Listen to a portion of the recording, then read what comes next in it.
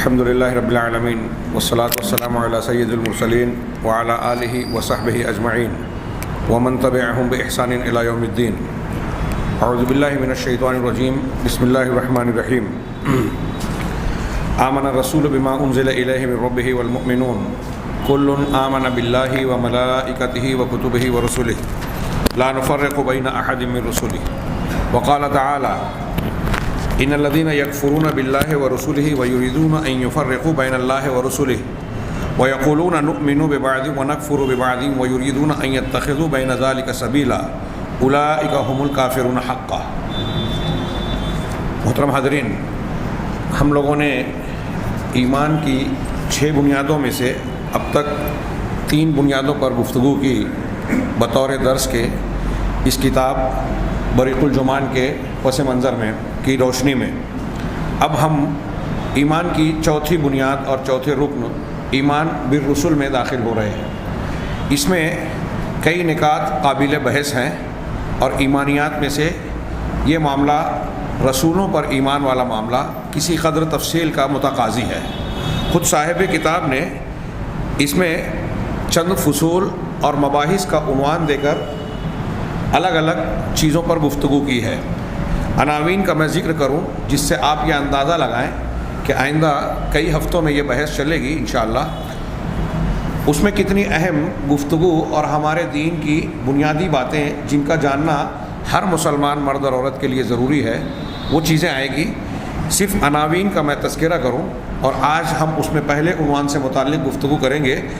پہلے 5 فصلیں ہیں جس میں پہلی فصل ہے رسولوں پر ایمان کا معنی کیا ہے. ہم جب یہ کہتے ہیں کہ رسولوں پر ایمان لانا چاہیے تو اس سے مراد کیا ہے، کیا مطلب ہوتا ہے ایمان لانے کا ان پر. دوسری فصل نبوت کے دلائل. ہم جب نبی مان رہے ہیں تو جن کو سچا نبی مان رہے ہیں تو یہ بات ہمیں معلوم ہونی چاہیے کہ ان کے سچے نبی ہونے کی بہت ساری دلیلیں موجود ہیں.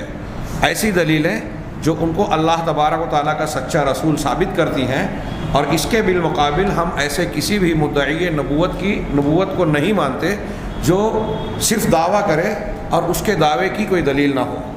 تیسری محض جو اس کے بعد جو ہے دوسری فصل میں یہ پہلا عنوان تھا جس میں انہوں نے 4 بحثیں ذکر کی کہ نبوت کے دلائل میں سے سب سے اول اور سب سے عظیم دلیل کیا ہے، اور وہ ہے معجزات. معجزات میں انہوں نے عنوان ہی میں تذکرہ کیا کہ قرآن کریم جو اللہ تعالیٰ کا، اللہ کے رسول صلی اللہ علیہ وسلم کا معجزہ ہے اس پر کچھ تفصیل گفتگو کی جائے گی. پھر دوسری بحث ہے نبوت کے دلائل میں جو اس کے معجزات کے علاوہ بہت ساری چیزیں دلائل نبوت کے طور پر بیان کی جا سکتی ہیں، اس میں سے کچھ کا تذکرہ ہوگا. تیسری بحث دلائل نبوت اور جادوگروں اور کاہنوں کی جو خوارق چیزیں شعبدے بازی ہوتی ہے ان کے اندر کیا فرق ہے. ایک چیز جو نبی پیش کرتا ہے کہ عام حالات سے ہٹ کر خرق عادت جس کو ہم معجزہ کہتے ہیں، اور ایک جادوگر اور کاہنین وغیرہ پیش کرتے ہیں، ان میں کیا فرق ہے، ایک بحث یہ ہوگی انشاءاللہ. اسی طریقے سے اولیاء کی کرامات اور جادوگروں اور شعبدہ بازوں کی شعبدہ بازی یا ان کی کرشمہ سازیوں کے درمیان کیا فرق ہے، ایک بحث اس پر ہوگی. اس کے بعد تیسری فصل جو ہے اس میں انبیاء کرام علیہم الصلاۃ والسلام کی عصمت. ہم جو کہتے ہیں کہ انبیاء کرام معصوم ہوتے ہیں، خطا اور نسیان سے یا گناہوں سے پاک صاف ہوتے ہیں، اس پر گفتگو ہوگی.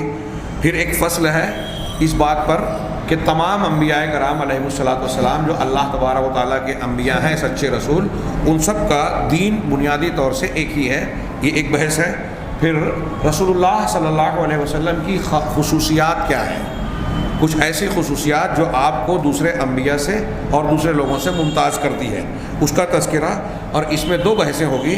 ایک تو دوسرے انبیاء کرام علیہ الصلاۃ والسلام کے مقابلے میں آپ کو جو خصوصیات دی گئیں، ایک بحث یہ ہوگی.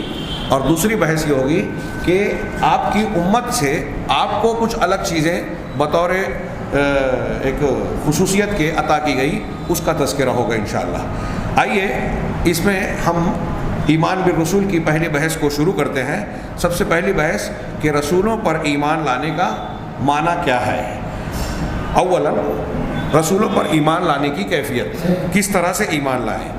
ہم اللہ کے رسولوں پر، جناب محمد رسول اللہ صلی اللہ علیہ وسلم اور بقیہ انبیاء پر ایمان رکھتے ہیں، تو اس کا مطلب کیا ہے؟ ہم کیسے یہ بات کہیں یا مانیں؟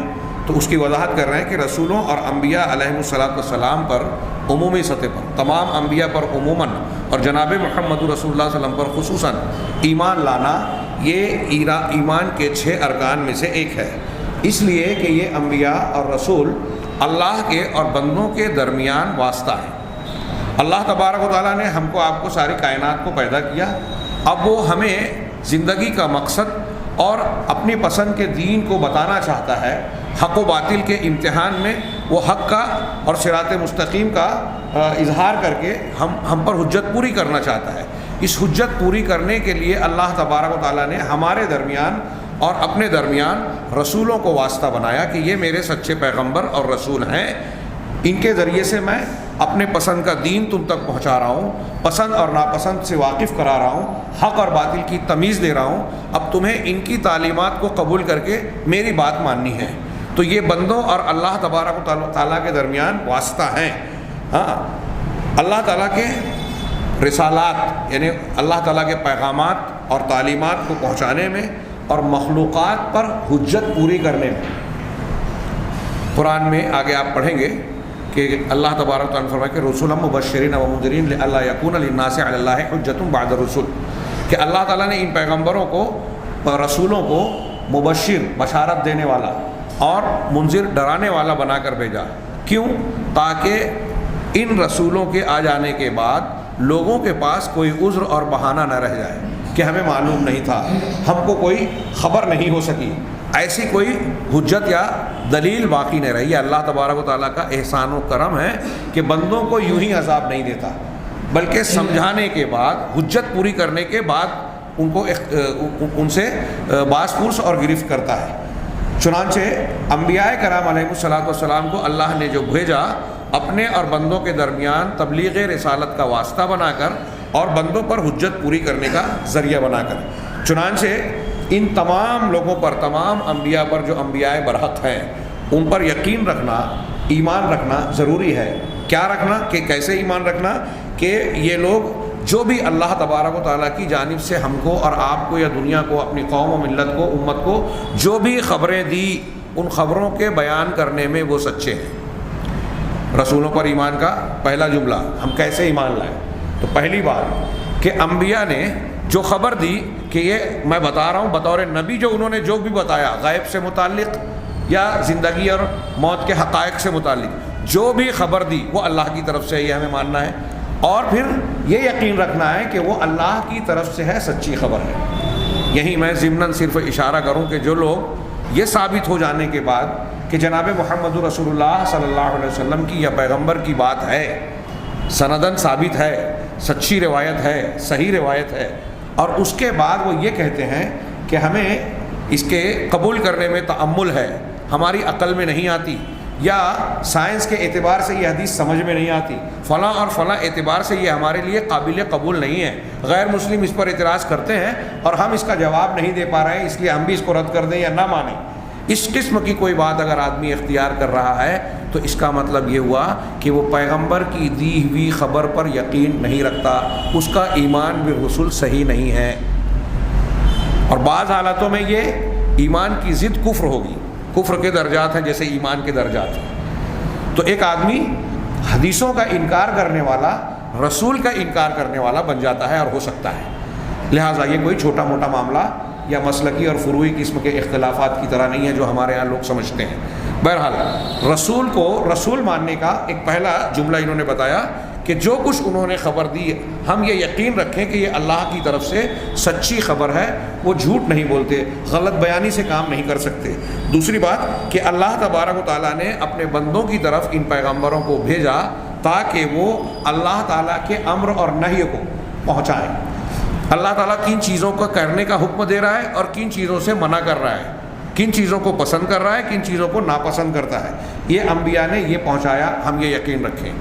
اب جب ہم یہ یقین رکھیں گے، یہاں ایک نقطہ یہ قابل غور ہے، جو لوگ فلاں اور فلاں کے دین کو مانتے ہیں کہ ہمارے پیر صاحب بولیں گے، ہمارے بزرگ بولیں گے، ہمارے امام اور فلاں، وہ غور کریں کہ ایمان بالرسول کا یہ جملہ، اور اس میں کسی کو اختلاف نہیں ہو سکتا ان جملوں میں، یہ جو بیان کیا گیا ہے اس کو اگر معنی کے اعتبار سے صحیح سمجھ لیں کہ رسول کس لیے آئے، تو اس کا ایک مقصد یہ ہے جو ہم ایمان رکھ رہے ہیں ان پر، کہ رسول اس لیے آئے کہ ہم کو یہ بتائیں کہ اللہ نے یہ کرنے کا حکم دیا ہے، یہ نہ کرنے کا حکم دیا ہے، یہ حلال کیا ہے، یہ حرام کیا ہے، یہ فرض ہے، یہ ممنوع ہے۔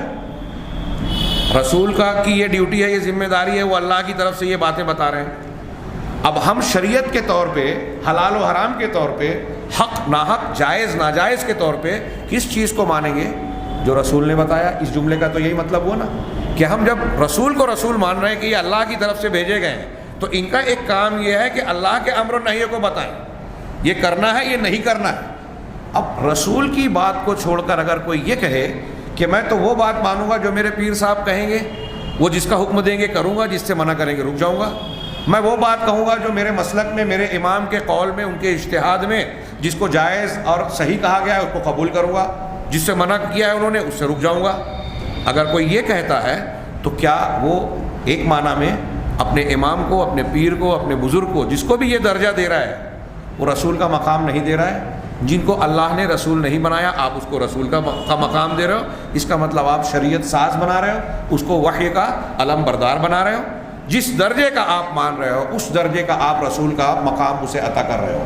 یہ اللہ کے نبی صلی اللہ علیہ وسلم کی بے عزتی یا آپ کو، آپ کے مقام کو نہ دینا ہے، اور جو آپ سے کمتر درجے کا امتی ہے اس کو اللہ کے رسول صلی اللہ علیہ وسلم کے درجے میں بٹھانا ہے۔ یہ کوئی چھوٹا موٹا معاملہ نہیں ہے، ایک اصولی بات ہے اور ہمارے ایمان سے تعلق رکھنے والی بات ہے۔ آپ غور کیجئے، اگر یہ ایمانیات ہماری درست ہو جائے تو آج مسلمانوں میں موجود کتنے اختلافات کا یوں ہی خاتمہ ہو جائے۔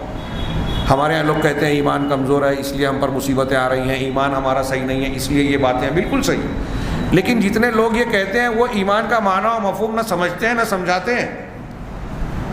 یہ ساری باتیں کرنے والے ایسے کتنے لوگ اور گروہ آج پائے جاتے ہیں جو رسول کی تعلیم آ جانے کے باوجود، قرآن و حدیث، اللہ کے نبی صلی اللہ علیہ وسلم کا عمل تعامل آ جانے کے باوجود کہ آپ نے یہ حلال کیا، یہ حرام کیا، اس کو ماننے کے لیے تیار نہیں ہے۔ کہتے ہیں کہ بھائی ٹھیک ہے نبی کی حدیث تو یہ ہے لیکن ہمارے امام کا مسلک یہ ہے۔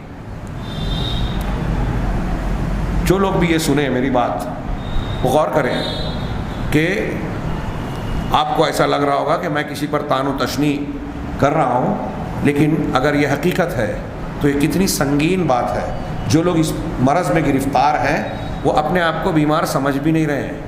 اللہ تبارک و تعالیٰ کے رسولوں پر ایمان لانے کا جو معنی میں بیان کر رہا ہوں یہ کتاب میں اور دوسری بہت ساری کتابوں میں، اور ان علماء کی کتابیں چھوڑیے، قرآن و حدیث سے یہ چیز ثابت ہے۔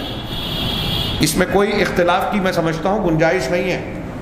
کوئی اختلاف کرے تو وہ ہٹ دھرم ہی ہوگا، وہ جسارت کرنے والا ہی ہوگا اللہ کے جناب میں۔ یہ جو میں کہہ رہا ہوں کہ ہم یہ یقین رکھیں، رسول پر ایمان لانے کا مطلب ہم محمد صلی اللہ علیہ وسلم کو اللہ کا رسول مانتے ہیں، اشہد ان محمد رسول اللہ، یہ کلمہ پڑھا ہم نے، شہادتین کا دوسرا جز، تو اس کا مطلب ایک یہ ہے کہ ہم یہ کہہ رہے ہیں کہ محمد اللہ کے رسول ہیں۔ اس کا مطلب دین اور شریعت کے نام پہ ہم جو بھی لیں گے محمد صلی اللہ علیہ وسلم سے لیں گے، کیونکہ محمد صلی اللہ علیہ وسلم کو یہ مقام حاصل ہے اور ہم یقین کر رہے ہیں، یہ گواہی دے رہے ہیں کہ وہ رسول ہیں، یعنی اللہ کی طرف سے دین پہنچانے والے وہ ہیں۔ اب جو دین پہنچانے والا ہے اس کو چھوڑ کر کسی اور کی بات یہ لیں اور دنیا کی عذر و بہانے پیش کریں کہ رسول کی حدیث کو انہوں نے ہم سے بہتر سمجھا تھا اور فلاں وجہ ہے۔ ٹھیک ہے، ان کی سمجھ، ان کی فقہ، ان کا اجتہاد، ان کا مقام درجہ اونچا ہو سکتا ہے، لیکن جناب محمد رسول اللہ صلی اللہ علیہ وسلم کے درجے کے برابر نہیں ہو سکتا۔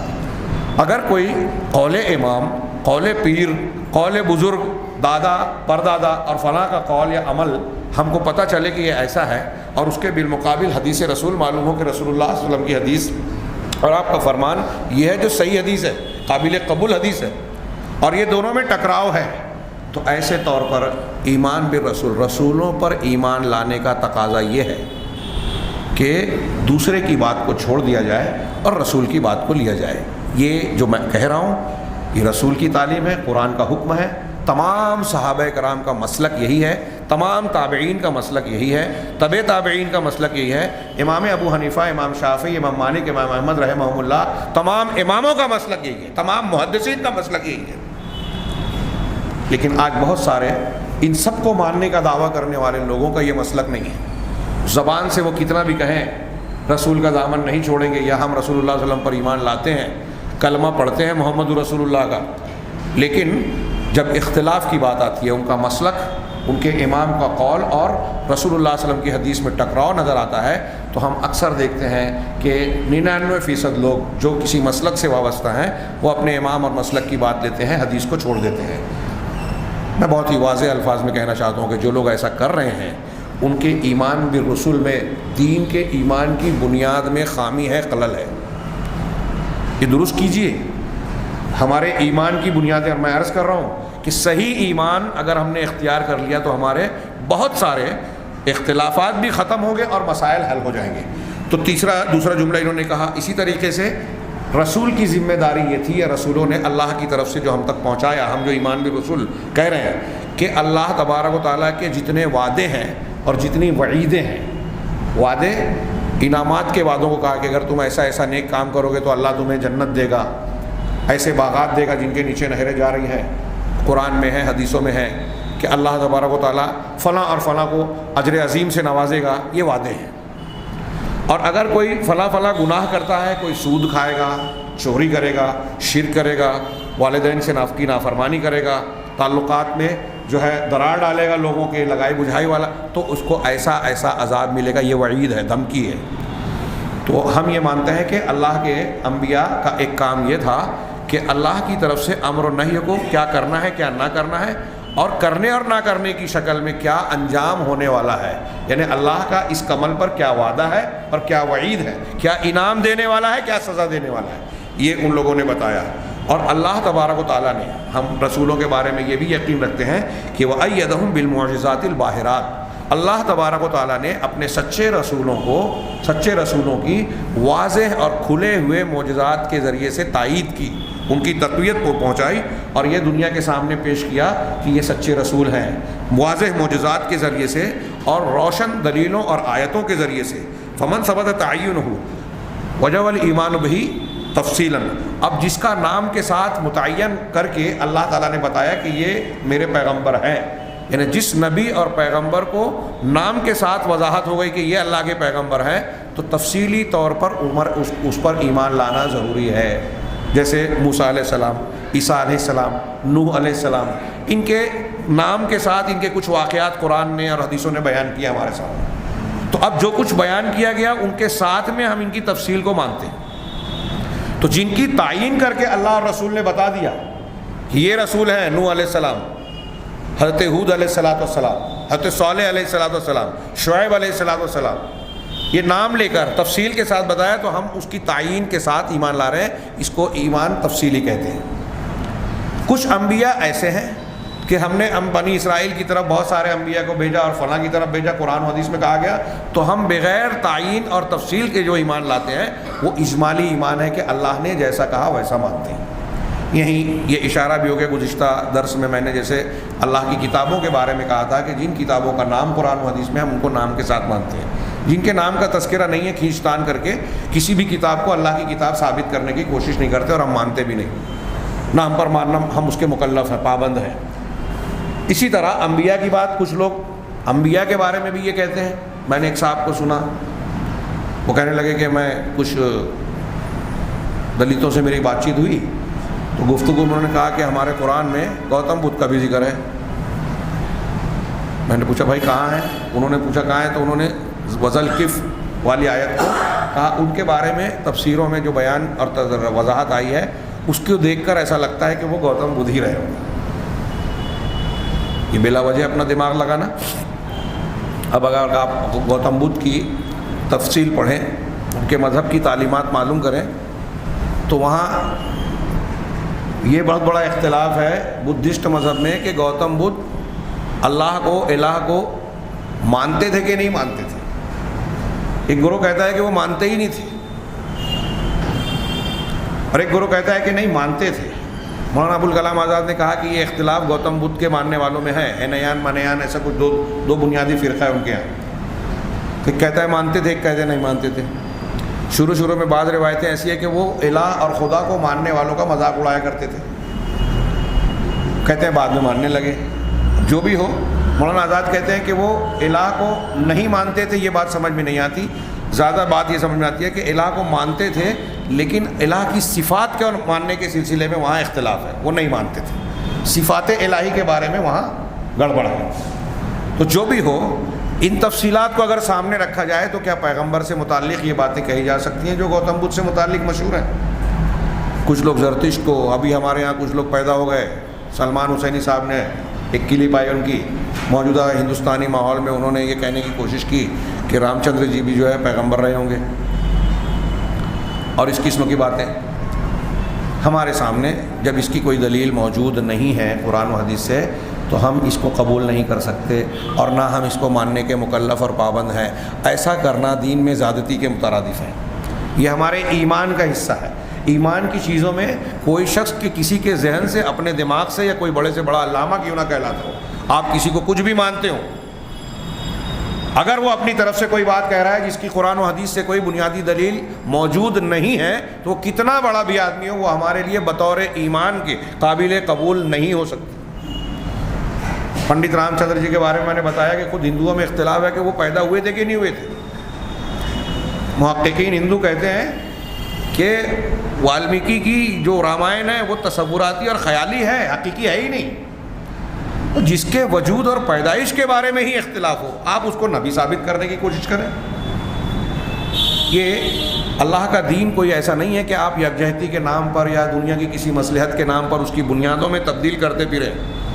آپ کی جو بھی مصلحت ہے، شریعت کے دائرے میں رہ کر اس کی تعلیمات کی بنیادوں کو قائم رکھتے ہوئے آپ مصلحتوں کو اختیار کیے جائے، ممکن ہے. اور آپ کے اندر یہ صلاحیت نہیں ہے تو بلا وجہ کیوں بڑے بنتے ہیں؟ آپ کی کیا ضرورت ہے کہ آپ لیڈرشپ پہ بیٹھیں؟ جب ڈرائیونگ آتی نہیں تو ڈرائیونگ سیٹ پہ نہیں بیٹھنا چاہیے آدمی کو. لیکن کچھ لوگوں کو خبط ہے ہمارے یہاں کہ وہ مقام نہیں ہے، لیکن اس مقام پہ اپنے آپ کو پیش کرتے ہیں، الٹی سیدھی رہنمائی کرتے ہیں، اور خود تو گمراہ ہوتے ہیں، دوسروں کو بھی کرتے ہیں. تو عرض یہ کرنا ہے، اس میں یہ ایک، میں اس کو نازک بات مانتا ہوں، اس لیے اس بات کا 2-3 مرتبہ گزشتہ دروس میں بھی اعادہ ہوا، میں پھر سے ذکر کیا.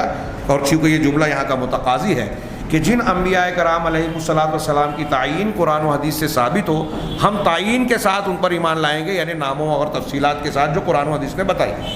اور جن انبیاء کرام کی تعیین نہیں کی گئی ہے، ان کا نام نہیں بتایا گیا ہے، یا کسی کا صرف صفت کا تذکرہ ہے، تو جیسے ذکر کیا گیا ہے ویسے ہم ایمان لائیں گے. یہ ایمان مجمل کہلاتا ہے. اب یہاں انہوں نے اگلے پیراگراف میں رسولوں پر، صرف جناب محمد رسول اللہ صلی اللہ علیہ وسلم پر نہیں، رسولوں پر ایمان لانے کی کچھ دلیلوں کا تذکرہ کیا. والادلۃ علی وجوب الایمان بالرسول علیہم السلام کثیرہ. رسولوں پر ایمان لانے کی دلیلیں بہت ساری ہیں. منہا، ان میں سے 2-3 دلیلوں کا انہوں نے قرآن کی آیتوں کے ٹکڑوں کا ذکر کیا، جس میں سے ایک میں نے حمد و صلات کے بعد پڑھی تھی. ایک آیت سورہ بقرہ کی، لیس البر ان تولوا وجوہکم، جو ہے اس آیت کا اگلا حصہ، ولکن لیس البر ولکن البر من آمن باللہ والیوم الآخر والملائکۃ والکتاب والنبیین. بلکہ نیکی یہ ہے، اللہ نے کہا، کہ جو ایمان لایا اللہ پر، آخرت کے دن پر، فرشتوں پر، کتابوں پر اور نبیوں پر. ان میں 4 چیزوں کا ذکر جن میں اس آیت میں جو کیا گیا، 3 کو ہم پڑھ چکے ہیں. چوتھی چیز نبیین، انبیاء پر. دوسری آیت جو سورہ بقرہ کی ہے، سورہ بقرہ ہی کی ہے، سورہ بقرہ کی آخری آیت، کل آمن باللہ و ملائکتہ و کتبہ و رسلہ. آمن الرسول کے بعد کہ رسول اور مومنین ایمان لائے، ہر ایک ایمان لایا اللہ پر، اس کے ملائکہ پر، کتابوں پر اور اس کے رسولوں پر. لا نفرق بین احد من رسلہ. اور وہ کہتے یہ ہیں، یہ انبیاء اور مومنین کا شیوا اور شعار یا قول یہ ہے کہ ہم رسولوں کے درمیان تفریق نہیں کرتے، یعنی کچھ رسولوں کو مانیں اور کچھ کو نہ مانیں. میں نے گزشتہ درس میں بتایا تھا کہ جیسے کچھ لوگ توریت کو مانتے ہیں، اب انجیل اور قرآن کو نہیں مانتے تو مسلمان نہیں ہوئے، مومن نہیں ہوئے، اللہ کے یہاں قابل قبول نہیں ہوئے. اب ہاں، توریت کا جب زمانہ تھا، انجیل نازل نہیں ہوئی تھی، قرآن آیا نہیں تھا، اس وقت توریت کو ماننے والے مسلمان تھے. ایسے ہی انجیل کو مانا، قرآن کو نہیں مانا. تو اب ایسے ہی رسولوں کی بات لے لیجئے کہ اگر یہودی ہیں تو وہ کہیں گے کہ ہم موسیٰ علیہ السلام کو نبی مانتے ہیں، پیغمبر مانتے ہیں، موسیٰ علیہ السلام سچے رسول ہیں، لیکن ان سچے رسول کو ماننے کے باوجود چونکہ وہ حضرت عیسیٰ علیہ السلام پر اور جناب محمد رسول اللہ صلی اللہ علیہ وسلم پر ایمان نہیں لائے، اس لیے وہ مومن نہیں ہوئے، اب ایمان والے نہیں کہلائیں گے، کیونکہ موسیٰ علیہ السلام کے بعد اب حضرت عیسیٰ پر بھی ایمان لانا ضروری ہے۔ حضرت محمد صلی اللہ علیہ وسلم، عیسائی جو ہے حضرت عیسیٰ علیہ السلام پر ایمان رکھتے ہیں، وہاں تک ان سے پہلے کے انبیاء کو بھی مانتے ہیں، لیکن جناب محمد رسول اللہ صلی اللہ علیہ وسلم کا انکار کر رہے ہیں، نہیں مان رہے ہیں، آپ پر ایمان نہیں لائے، تو وہ مومن نہیں ہیں، وہ کافر ہیں۔ یہاں اسی ضمن میں تذکرہ کروں کہ تمام انبیاء کو اگر ماننے میں کسی ایک رسول کا اگر کسی انسان نے انکار کیا جس کا رسول ہونا ثابت ہے، کسی ایک رسول کا، تو وہ تمام رسولوں کا انکار کرنے والا شمار ہوتا ہے شریعت کی نظر میں، اللہ کی نظر میں۔ اس کی کئی دلیلیں ہیں، جیسے قرآن نے کہا کذبت قوم نوح المرسلین، قوم نوح نے مرسلین کا، قرآن کی آیت ہے یہ، قوم نوح نے مرسلین یعنی رسولوں کا انکار کیا، اور اس بات پر سب کو اتفاق ہے کہ قوم نوح نے نوح علیہ السلام کے علاوہ کسی کا انکار نہیں کیا تھا۔ آپ زمین میں پہلے رسول تھے، اس سے پہلے جو تھے انبیاء تھے، رسول اور نبی کا فرق آگے پڑھیں گے آپ۔ حضرت آدم، حضرت ادریس، حضرت شیس علیہ السلام اس سے پہلے آ چکے تھے، ان کا انکار قوم نوح نے نہیں کیا تھا، صرف حضرت نوح کا انکار کیا تھا، اور قرآن نے کہا کہ انہوں نے سارے رسولوں کا انکار کیا۔ ایسے ہی قوم ہود اور دوسری قوموں کے تعلق سے بھی قرآن میں کئی جگہ آیتیں موجود ہیں کہ ایک رسول کا انکار کرنے والے کو اللہ تبارک و تعالیٰ نے یہ کہا کہ یہ تمام رسولوں کا انکار کرتے ہیں۔ کیوں؟ ایک رسول کا انکار تمام رسولوں کا انکار کئی اعتبار سے ہے، کیونکہ سارے رسول ایک دوسرے رسول کو سچا مانتے ہیں۔ اب اگر میں آپ کو، آپ مجھ کو سچا مان رہے ہیں، اور ہم دونوں میں سے کسی ایک کو کوئی کہہ رہا ہے کہ جھوٹا ہے، تو وہ مجھے بھی جھوٹا کہہ رہے ہیں، کیونکہ میں جس کو سچا کہہ رہا ہوں آپ اس کو جھوٹا بول رہے ہو، تو میں بھی جھوٹا ہو گیا نا۔ اب ایک رسول کو دوسرا رسول، دوسرے کو تیسرا چوتھا، سارے رسول ایک دوسرے کو سچا کہہ رہے ہیں، آپ کسی ایک رسول کو جھوٹا کہا تو آپ نے سارے رسولوں کو جو اس کو سچا کہہ رہے ہیں، اس سچا کہنے میں آپ نے کہا کہ یہ جھوٹ بول رہے ہیں۔ یہ میں ایک عقلی طور سے سمجھانے کے لیے میں نے بیان کیا، وضاحت کی۔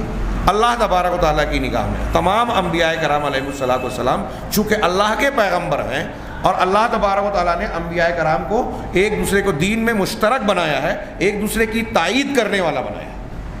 اب جو بنیادی تعلیمات توریت میں ہیں، انجیل میں ہیں، زبور میں ہے، وہی قرآن میں ہے۔ اب قرآن کی جو بنیادی تعلیمات ہیں، بعض چیزیں تحریف ہو گئی، اس کی بات الگ ہے، وہی توریت اور انجیل میں بھی ہے۔ اب اگر آپ قرآن، توریت اور انجیل کی تعلیم کو صحیح کہہ رہے ہیں، تو قرآن میں جب وہی بات ہے تو وہ غلط کیسے ہوگی؟ قرآن میں جو بات ہے وہی بات اگر توریت میں ہے تو وہ غلط کیسے ہوگی؟ آپ یہ کہیں گے کہ میں قرآن کی اس بات کو مان رہا ہوں، توحید کو، اور انجیل کی اس بات کو نہیں مان رہا ہوں۔ یا کوئی عیسائی یہ کہے کہ انجیل میں جو کہا گیا ہے کہ اللہ کے سوا کسی کی عبادت نہ کرے، یہ مانتا ہوں، لیکن قرآن جب یہی بات کہہ رہا ہے تو میں نہیں مانتا ہوں۔ تو جب قرآن کی اس بات کا آپ نے انکار کیا تو حدیث انجیل کا بھی انکار کیا۔ توریت اور انجیل میں یہ ہے کہ اللہ کے نبی صلی اللہ علیہ وسلم یعنی محمد صلی اللہ علیہ وسلم سچے رسول ہوں گے، آپ کی ایسی ایسی ایسی علامتیں ہیں۔ اب ایک آدمی بولتا ہے کہ میں توریت مانتا ہوں، ایک آدمی بولتا ہے کہ میں انجیل مانتا ہوں۔ توریت اور انجیل کو مان رہا ہے، موسیٰ علیہ السلام حضرت عیسیٰ علیہ السلام کو مان رہا ہے۔ اب حضرت موسیٰ نے، حضرت عیسیٰ نے کہا ہے کہ میرے بعد ایک رسول آئیں گے جن کا نام احمد ہوگا۔ موسیٰ علیہ السلام کا جملہ الگ ہے، یہ حضرت عیسیٰ کا جملہ ہے، قرآن نے کہا۔ عیسیٰ علیہ السلام کہہ رہے ہیں کہ میرے بعد ایک نبی آئے گا جو احمد ہوگا۔ اب ایک آدمی کہہ رہا ہے کہ میں عیسیٰ علیہ السلام کو مان رہا ہوں، محمد صلی اللہ علیہ وسلم کو نہیں مان رہا ہوں، تو وہ عیسیٰ علیہ السلام کی اس بات کو بھی جھوٹا بولا نا کہ میرے بعد ایک نبی آنے والے ہیں وہ احمد ہوگا۔ تم نہیں مان رہے ہو، حضرت عیسیٰ کو نہیں مان رہے ہو۔ یہ ایک دوسرے سے، ایمانیات کی اس طرح جتنی چیزیں ہیں نا، یہ ایک دوسرے سے مربوط ہیں۔ ایک آدمی اگر حدیث کا انکار کرتا ہے تو وہ خود بخود نہ مانے قرآن کا بھی انکار کرنے والا ہو جاتا ہے۔ رسول کا انکار کر رہا ہے تو اللہ کا انکار کرنے والا ہو جاتا ہے۔ قرآن کا انکار کرنے والا ہوا تو اللہ اور رسول دونوں کا انکار کرنے والا ہو جاتا ہے۔ ایمانیات ایک دوسرے سے جڑی ہوئی ہیں، مربوط ہیں۔ تو ایسے ہی تمام انبیاء کرام علیہ السلام جن کا نبی ہونا قرآن و حدیث سے ثابت ہے، تو تعین کے ساتھ ہو بغیر تعین کے ساتھ ہم ان کو نبی مانیں، ان میں سے کسی ایک کا انکار تمام پیغمبروں کا انکار ہوگا۔ اور پھر ہمارے پر جو ان نبیوں پر ایمان لانے کی جو شکل بنتی ہے، جس طرح انبیاء کرام علیہ السلام کی ذات پر ہم کو یقین ہے کہ یہ سچے ہیں، ان کی ساری خبریں سچی ہیں، یہ اللہ اور بندوں کے درمیان رابطہ ہیں، یہ اللہ کی طرف سے امر و نہی، شریعت حلال حرام بتانے کے لیے آئے ہیں، وغیرہ وغیرہ. تو جیسے ان کی ذات پر ہم ایمان لاتے ہیں، ویسے ہی یہ ایمان رکھنا ضروری ہے کہ اللہ تبارک و تعالیٰ نے ان کو اپنی مخلوق کی ہدایت اور رہنمائی کے لیے بھیجا، اور ان کی معیشت، دنیا کی زندگی اور آخرت کی زندگی کی تکمیل، کہ ہم اپنے اس دنیا کی اس زندگی میں اعلیٰ درجے کو، کمال کے درجے کو کیسے پہنچ سکتے ہیں، کامیابی کیسے حاصل کر سکتے ہیں، اس بات کو بیان کرنے کے لیے اللہ تعالیٰ نے انتظام کیا. یہ اس کی ربوبیت ہے. یہ آگے آئے یا نہ آئے، بعض لوگوں نے بحث کی کہ نبی پر ایمان لانا اللہ کی ربوبیت پر ایمان لانے کا حصہ ہے. اگر کوئی کسی ایک نبی کے سلسلے میں یا انبیاء کے سلسلے میں طعن کرتا ہے، انکار کرتا ہے، تو وہ دراصل اللہ کی ربوبیت میں طعن و انکار کر رہا ہے، اللہ کی ربوبیت کو نشانہ بنا رہا ہے. کیونکہ اللہ تعالیٰ نے جس طرح دنیا کی ساری چیزوں کا انتظام کیا ہمارے اور آپ کی ہدایت کے لیے، صراط مستقیم بتانے کے لیے اور جہنم اور عذاب سے بچانے کا راستہ بتانے کے لیے انبیاء کو بھیجا. یہ اس کی ربوبیت کا انتظام ہے. جیسے اس نے کھانے کا انتظام کیا، پینے کا، سانس لینے کے لیے ہوا کا، ایسے ہی اس نے پیغمبروں کا انتظام کیا، شریعت اور دین کا انتظام کیا. میں نے کہا ربوبیت کا انتظام ہے. تو یہ ہم کو ماننا پڑے گا کہ اللہ تبارک و تعالیٰ نے ان انبیاء اور رسول کو ہماری ہدایت کے لیے بھیجا، دنیا اور آخرت کی زندگی کو پایہ تکمیل تک، درجہ کمال تک پہنچانے کے لیے بھیجا، اور انہوں نے اپنے رب کی رسالت کو پورا پہنچا دیا. کسی رسول نے چھپایا نہیں کچھ. یہاں یہ جو باتیں ہم لوگ پڑھ رہے ہیں یا میں جو بتا رہا ہوں، یہاں گنجائش نہیں ہے. دنیا میں ایسے فلاسفہ، مناطقہ، گمراہ فرقے، مبتدعین، مسلمان کہلانے والے بعض افراد ایسے گزرے ہیں جو انبیاء کرام علیہم الصلاۃ والسلام کے بارے میں یہ عقیدہ رکھتے ہیں کہ انہوں نے لوگوں کو پھسلانے کے لیے، لوگوں کو بہلانے کے لیے جھوٹ بھی بیان کر دیا مصلحت کے تحت. بہت ساری چیزیں ایسی بیان کی ہیں جو سچی نہیں ہیں. ہم جن کو بہت سارے ایسے فلاسفہ، میں ابھی نام لوں گا تو کچھ لوگوں کو تعجب ہوگا، یہ فارابی، ابن سینا، یہ لوگ فلسفہ اور منطق کی بنیاد پر دین کو مانتے ہیں. ابھی آگے بحث آ رہی ہے کہ یہ لوگ یہ بھی مانتے ہیں کہ نبوت کسبی چیز ہوتی ہے، آدمی محنت کر کے نبی بن سکتا ہے، جبکہ یہ بالکل غلط بات ہے. تو ایسی کئی چیزیں گمراہی کی ہیں. یہ جو بنیادیں ہم پڑھ رہے ہیں، ایک ایک جملہ اس میں سے اہمیت کا حامل ہے. ان جملوں کو جو میں سیدھے بیان کر رہا ہوں اور آپ سن رہے ہیں، اس میں بہت سارے لوگ ان باتوں کو نہیں مانتے، اپنے آپ کو مسلمان کہنے کے باوجود غیر مسلموں کی بات چھوڑیے. تو یہاں کہا کہ ہم یہ مانتے ہیں کہ انہوں نے اپنے رب کی رسالت کو، تعلیم کو پورا پہنچا دیا، کوئی کاٹ کسر اور کمی نہیں رکھی جیسا کہ بعض لوگ سمجھتے ہیں. اسی طرح مکلفین، یعنی ہم اور آپ مکلف ہیں، جن لوگوں پر شریعت عائد ہوتی ہے، تکلیف شریعت جس کو کہتے ہیں، مکلف ہونا، پابند ہونا، تو مکلفین کے لیے وہ چیزیں انہوں نے بیان کر دی جس کا ان کو اللہ نے حکم دیا تھا کہ ان کو یہ بتا دو کہ تم کو یہ کرنا ہے، یہ نہیں کرنا ہے. کوئی خیر جو ہمارے لیے بہتر ہے دنیا اور آخرت میں، کوئی پیغمبر کو جو اللہ نے بتایا انہوں نے اس کو چھپایا نہیں. کوئی شر جو دنیا اور آخرت میں ہمارے لیے تباہی کا، بربادی کا، نقصان کا سبب بن سکتا ہے، ذریعہ بن سکتا ہے، کسی پیغمبر نے، جس کو اللہ نے جو بتا دیا، اس نے چھپایا نہیں. یہ نبی کریم صلی اللہ علیہ وسلم کی صحیح مسلم کی ایک حدیث کا ترجمہ بھی ہے. تو انہوں نے اپنا ہر مکلف کا ہر وہ معاملہ جس کو اللہ نے ان کو حکم دیا بیان کر دیا. اسی طریقے سے ہم پر ضروری ہے کہ ہم ان انبیاء اور پیغمبروں کا سب کا احترام کریں، ان سب کا احترام کریں. آج ہمارے ہاں دنیا بڑی متمدن، ترقی یافتہ کہلاتی ہے. ہم مسلمانوں کو لوگ اجڑ، گنوار، دہشت گرد، انتہا پسند کہتے ہیں. حالانکہ غور سے دیکھیں گے تو اس سے بڑا جھوٹ، میڈیا میں چلنے والا اس سے بڑا جھوٹ نظر نہیں آئے گا. آپ اگر مثال ڈھونڈیں کہ کوئی ایک مسلمان آج کی تاریخ میں اب تک ایسا بتائیں جس نے حضرت عیسیٰ علیہ الصلاۃ والسلام کی، حضرت موسیٰ علیہ الصلاۃ والسلام کی یا کسی پیغمبر کی شان میں گستاخی کی. یہ سلمان رشدی اور تسلیمہ نسرین جیسے پروردہ یورپ والوں نے جن کو برین واشنگ کر کے تیار کیا ہے، ان کی بات میں نہیں کر رہا ہوں. کوئی ایک مسلمان جو مسلمان دین کو جانتا ہو، ایسی کوئی مثال ہے کسی ایک پیغمبر کی شان میں گستاخی کی ہو، بتائیے. اور ایسے کتنے عیسائی، ہندو، یہودی اور دوسرے مذہب کے ماننے والے، عام آدمی چھوڑیے، دانشور کہلانے والے پڑھے لکھے لوگ، اعلیٰ ڈگری ہولڈر، ریڈیو اسٹیشن پہ، ٹی وی چینل پہ، ہاں حکومت کے اداروں میں، کیبنٹ منسٹر کی کرسی پر بیٹھے ہوئے ایسے کتنے لوگ ہیں جو مختلف قسم کے انبیاء جناب محمد پیغمبر اسلام جناب محمد رسول اللہ صلی اللہ علیہ وسلم کی شان میں گستاخیاں کرتے ہیں. باقاعدہ مہم چلائی جاتی ہے, اور یہ کوئی آج کی 2-5 سال کی 10-20 سال کی نہیں, لوگوں نے تاریخ بیان کی. عہد رسالت کے بعد سے اب تک باطل پرستوں کا یہ ایک وتیرہ اور شیوا رہا ہے کہ وہ اللہ کے پیغمبروں کو ہدف طعن بناتے ہیں. ابھی کتنا دن گزرا ہم سب جانتے ہیں, ڈنمارک کے ایک اخبار نے 11 کارٹون بنائے تھے, نعوذ باللہ, خاکے بنائے تھے جناب محمد رسول اللہ صلی اللہ علیہ وسلم کے, جس میں یہ بتانے کی کوشش کی تھی آپ دہشت گردی کی, انتہا پسندی کی تعلیم دیتے ہیں. جو دنیا کی پوری انسانی تاریخ میں سب سے زیادہ امن پسندی کی تعلیم دینے والا, معاف کرنے کی مثال پیش کرنے والا, اپنے دشمنوں کو فراخ دلی سے جس نے فتح مکہ کے وقت معاف کیا, لا تثریب علیکم اليوم, آج تم پر کوئی مواخذہ نہیں, جاؤ تم سب آزاد ہو, ایسی کسی کی مثال نہیں پیش کر سکتے. اس کو کہہ رہے ہیں کہ انتہا پسند, اس سے بڑا جھوٹ کیا ہے. ایک مہم چلائی گئی ابھی یورپ کے کسی ملک میں, میں نے کل پرسوں پڑھا, تحقیق جاری ہے کہ کچھ لوگوں نے جناب محمد رسول اللہ صلی اللہ علیہ وسلم کو جان بوجھ کر ایک تحریک کے طور پر کہ رد عمل کیا ہوتا ہے اور مسلمانوں کا رد عمل ظاہر ہو اور پھر ان کو انتہا پسند ثابت کیا جائے, محمد صلی اللہ علیہ وسلم کو ہدف طعن بنایا, اور ایک سیاسی پارٹی اس کے پیچھے تھی.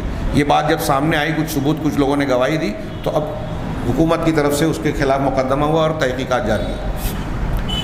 یہ کچھ چیزیں اس طرح کی ہو جاتی ہیں. باقی فلمیں بن رہی ہیں, ہمارے یہاں لوگوں کو کھڑا کیا جاتا ہے کہ تم بولو, اس طرح کی باتیں کہو, ہمارے درمیان سے کچھ لوگوں کو خریدا جاتا ہے. ابھی یہ جسارت نہیں ہے, سلمان حسینی اور یہ پاکستان کا جو مرزا محمد علی انجینئر, ہمارے نوجوان جن کے دل دادا ہیں بڑے نیٹ پہ اور اس پہ دیکھتے ہیں اور بلا وجہ ان کے پتہ نہیں کس طرح متاثر ہوتے ہیں, جن کو بولنے کی تمیز نہیں ہے, جاہل ہیں, اعلی کار بن کے صحابہ کرام کو براہ راست نشانہ بنا رہے ہیں, اہل بدعت اور گمراہ فرقوں کی تعریف کر رہے ہیں, شیعوں کی تعریف کر رہے ہیں, روافظ کی تائید کر رہے ہیں, اور اہل سنت کی مخالفت کرتے ہیں. حضرت امیر معاویہ نعوذ باللہ اور دوسرے صحابہ کرام کو انہوں نے براہ راست منافق اور کافر تک کہا. ہمارے نوجوان متاثر ہیں. ابھی آپ پڑھیں گے, یہ تو ایمان کی بنیاد ہے, ایمان کے آگے بحثوں میں صحابہ کرام کی تعدیل اور ان کے بارے میں زبان نہ کھولنا, کسی کو نشانہ نہ بنانا, یہ ہمارے عقیدے کے حصے میں شامل ہے, اور یہ ہمارے عقیدے پر ڈاکہ ڈال رہے ہیں, قرآن اور حدیث کے راویوں پر نشانہ باندھ رہے ہیں.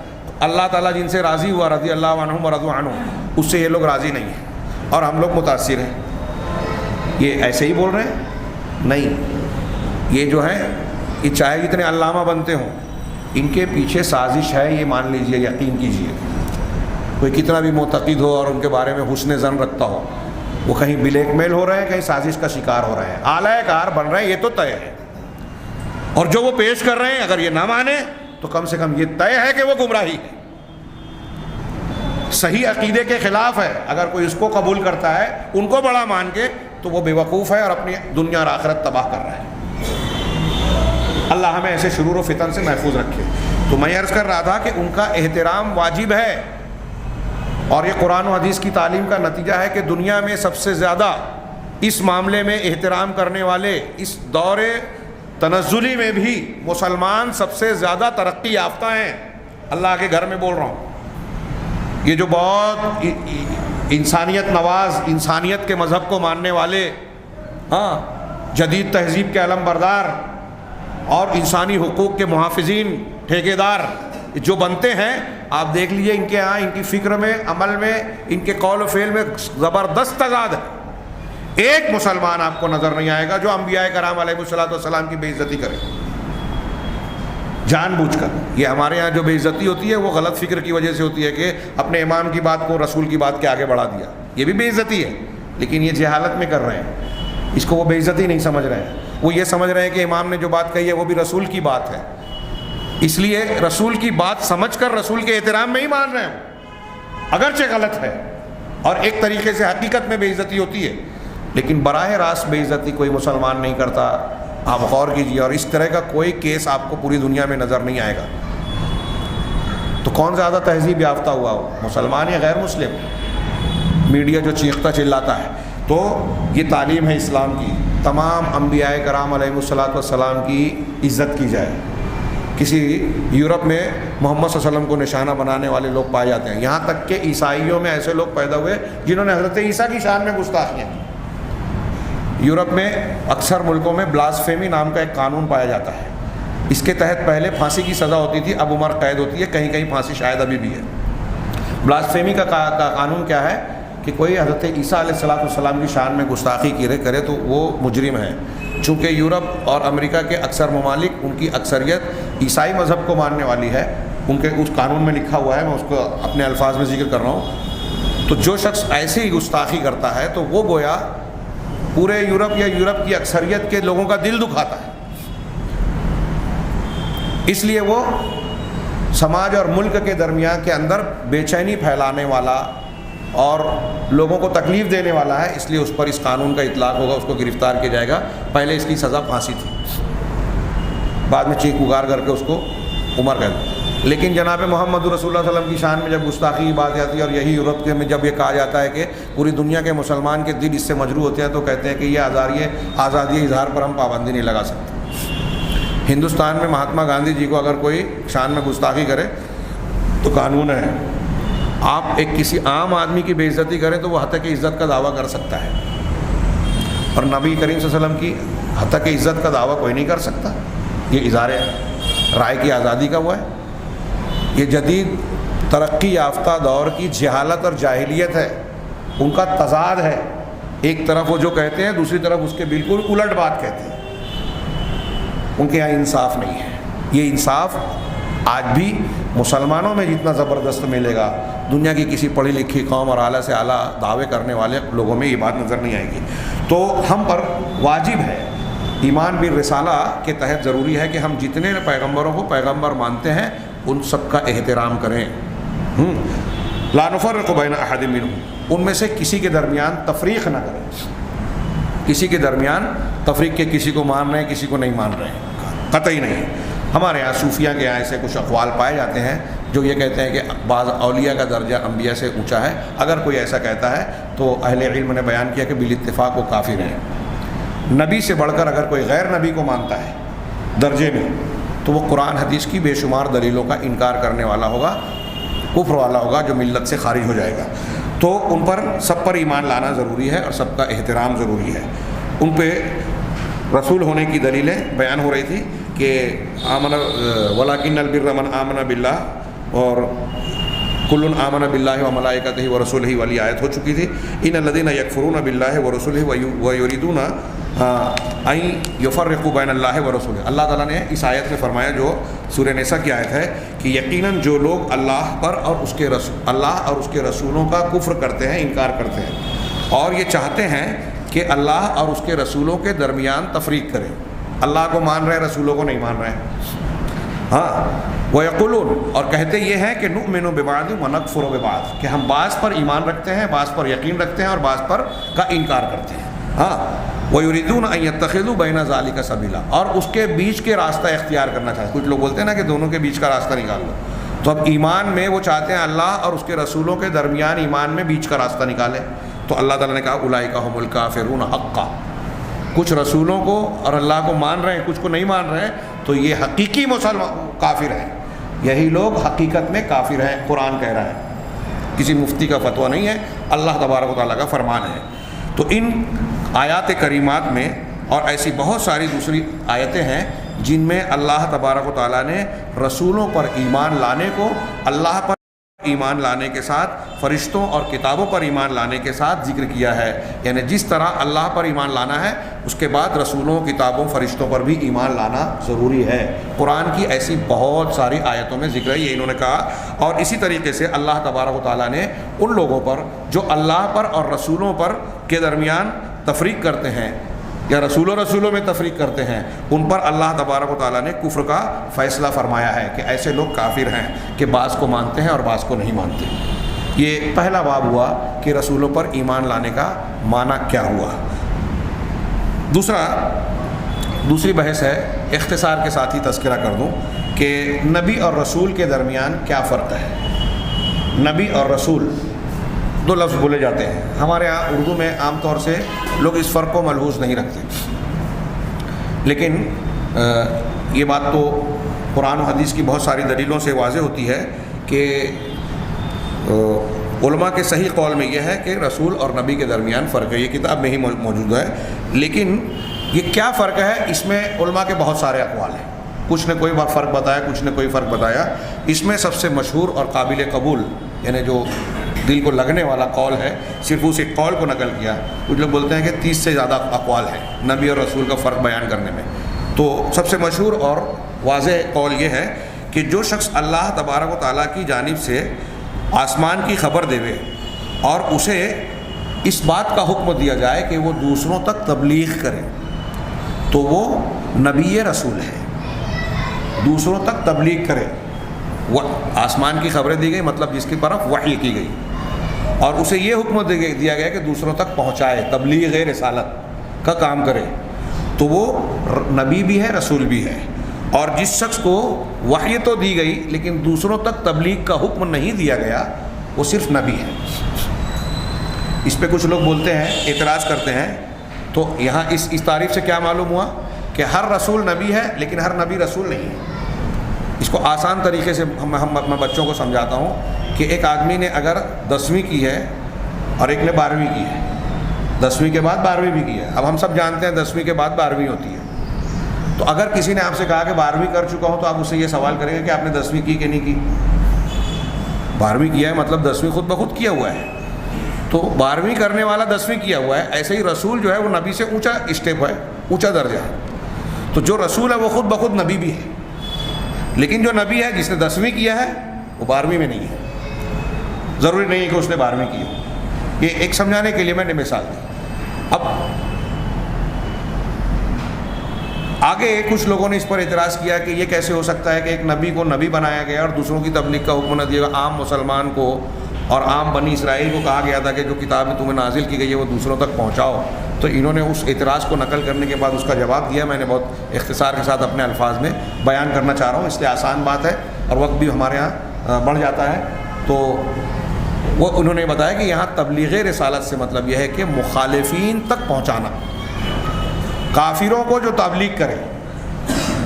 جو رسول آیا اور اس کے مخاطبین میں کچھ ایسے لوگ تھے یا سبھی لوگ تھے جو کافر تھے، ان تک صحیح دین، توحید اور رسالت کو پہنچانا، یہ رسول کا کام ہے.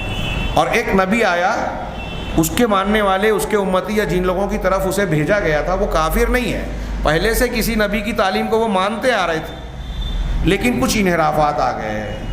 نبوت کی جو تعلیمات تھی اس پر گرد و غبار پڑ گیا، اس کو بھول گئے یا اس میں تبدیلیاں ہو گئی. اب اس کی تجدید اور اس کے احیاء کے لیے، اس کی تصحیح کے لیے اللہ تبارک و تعالیٰ نے پھر سے ایک نبی کو بھیجا. تو وہ پچھلی تعلیمات کو پھر سے تازہ کرتا ہے، پچھلی شریعت کو ہی قائم اور جاری رکھتے ہوئے اللہ کی وحی کی روشنی میں مزید کچھ تعلیمات دیتا ہے. تو وہ جو مخاطب ہیں وہاں وہ کافر اور مخالفین نہیں ہیں، پہلے سے توحید کو، دین کو مان رہے تھے، لیکن کچھ انحرافات آ گئے، اس کی اصلاح کے لیے اور نئے کچھ احکامات دینے کے لیے اللہ تعالیٰ نے ان کو بھیجا نبی بنا کر. تو گویا اس معنی میں وہ مخالفین کی طرف تبلیغ نہیں کرتے نبی، صرف امت کے وہ لوگ جو پہلے ہی سے مسلمان ہیں لیکن گمراہ ہو گئے، بھٹک گئے، ان کو سیدھا راستہ بتاتے ہیں. اور رسول وہ جو مخالفین کو بتائے. شیخ الاسلام علامہ ابن تیمیہ نے ان دونوں کا فرق کا ذکر کرتے ہوئے چند نکات بیان کیے کہ رسول وہ ہے جو کافر قوم کی طرف بھیجے. کہ بہت کلیئر یہاں آ گیا کہ رسول وہ ہے جس کو کافر لوگوں کی طرف بھیجا جائے، اور ان لوگوں کی طرف جو جن کو رسول وہ باتیں بتائے جو وہ جانتے نہیں تھے، شریعت کی، دین کی، توحید کی، عقیدے کی باتیں ان کو پتہ ہی نہیں ہے. ایسے لوگوں کی طرف تبلیغ اس کو کہتے ہیں جس کو نہ پہنچا اس کو پہنچانا. تو ایسے کو رسول کہا جاتا ہے. اور نبی وہ ہے جس کو مسلمان لوگوں کی طرف بھیجا جائے جو پہلے سے مسلمان ہیں، یا ان چیزوں کی اصلاح کے لیے جس کو وہ پہلے سے جانتے ہیں. تو یہ نبی کیسے ہوئے؟ پچھلی امتوں کے جو انبیاء تھے ویسے ہی اس امت کے علماء ربانیین، جیسے اس امت کے جو صحیح علماء ہیں جو دین کی صحیح تعلیم لوگوں تک پہنچاتے ہیں، دعوت و تبلیغ کا کام کرتے ہیں، گمراہیوں اور فتنوں کا رد کرتے ہیں، یہ وہی جیسے اس امت کے علماء کرتے ہیں ویسے ہی پچھلی امت کے وہ انبیاء تھے جو پچھلے شریعت کی تصحیح اور اصلاح کے لیے آتے تھے۔ دوسرا فرق انہوں نے بتایا کہ نبی کو علی الاطلاق رسول نہیں کہا جاتا برخلاف رسول کے، یعنی مطلقاً کسی نبی کو مطلقاً رسول نہیں بولا جاتا، نبی رسول بول دیا جاتا ہے یا ضمناً بول دیا جاتا ہے قید کے ساتھ، لیکن رسول کو نبی بھی بولا جاتا ہے اور رسول بھی بولا جاتا ہے۔ تیسرا فرق انہوں نے یہ بتایا کہ جو رسول ہوتا ہے قوم اس کا انکار نہیں کرتی، قوم اس کا انکار کرتی ہے عموماً۔ جو رسول ہوتے ہیں قوم ان کے منکر ہوتے ہیں، اختلاف کرنے والے، انکار کرنے والے ہوتے ہیں، اس لیے کہ وہ مخالفین کی طرف بھیجے جاتے ہیں، اور یہ چیز انبیاء کے بارے میں وارد نہیں ہوتی، کیونکہ انبیاء کرام علیہم الصلاۃ والسلام جن لوگوں کی طرف بھیجے جاتے ہیں وہ قوم یہ جانتی ہے، شریعت کو مانتی ہے، اور پھر اس نبی کو بھی مانتی ہے کہ اللہ تعالیٰ نے ان کو ہماری طرف بھیجا ہے، وہ نبی ہوتے ہیں۔ شیخ الاسلام علامہ ابن تیمیہ نے ایک بات کی یہ بھی صراحت کی ہے کہ رسول ہونے کی شرط میں یہ نہیں ہے کہ کوئی آدمی رسول وہی ہوگا جو نئی شریعت لائے۔ بعض لوگوں نے تعریف میں یہ بیان کی کہ رسول وہ ہوتا ہے جو نئی شریعت لاتا ہے، اور نبی وہ ہوتا ہے جو پچھلی شریعت کے مطابق تعلیمات دیتا ہے، اس کی روشنی میں تعلیمات دیتا ہے۔ تو علامہ ابن تیمیہ کہتے ہیں کہ نہیں، قرآن و حدیث کے دلائل سے یہ بات ثابت ہوتی ہے کہ رسول کے رسول ہونے کے لیے یہ ضروری نہیں ہے کہ اس کے پاس نئی شریعت ہے۔ کیوں؟ اس کی دلیل دیتے ہوئے کہا کہ یوسف علیہ الصلاۃ والسلام ملت ابراہیمی پر تھے، ان کے پاس کوئی نئی شریعت نہیں آئی۔ اسی طرح داؤد اور سلیمان علیہ السلام یہ دونوں بھی رسول تھے، لیکن وہ توریت کی شریعت پہ تھے، تو رسالت کا مقام انہیں بھی حاصل تھا۔ حضرت یوسف علیہ الصلاۃ والسلام قید خانے میں، اور جس حکومت میں وہ حصے دار بنے وہاں بھی غیر مسلمین اور مخالفین کا سامنا تھا، انہوں نے دعوت و تبلیغ کا کام کیا، اس اعتبار سے وہ رسول تھے، لیکن نئی شریعت ان کی طرف نہیں آئی۔ اس کے بعد دو حصہ اور ہے، ایک رسولوں کے درمیان کمی بیشی مراتب کے تفاضل جو ہے، حالانکہ اس میں مختصر بحث ہے، لیکن ضمناً میں ہمارے سماج میں پھیلی ہوئی ایک دو غلط فہمی کا ازالہ کرنا چاہتا ہوں، جس سے تھوڑا وقت درکار ہوگا۔ انشاءاللہ آئندہ دروس میں یہ بحثیں جاری رہے گی۔ اللہ تبارک و تعالیٰ سے دعا ہے کہ وہ ہمیں ایمان کے تمام مباحث کو صحیح طریقے پہ سمجھنے اور اسے اختیار کرنے کی توفیق عطا فرمائے، اور اس کی برکت سے دنیا اور آخرت میں کامیابی سے نوازے۔ وآخر دعوانا الحمدللہ رب العالمین۔